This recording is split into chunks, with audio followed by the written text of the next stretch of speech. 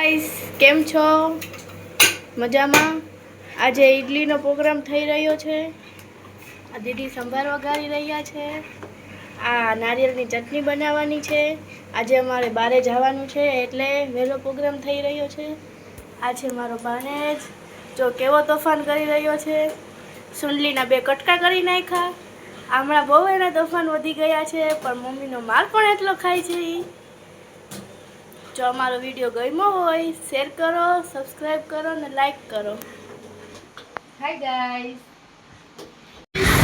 કેમ છો? મજામાં?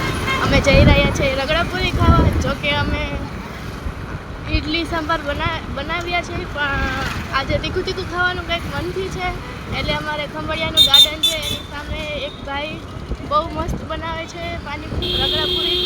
અમે જઈ રહ્યા છીએ ખાવા. હજી તમને આગળનો વિડીયો બતાવીશું અમે.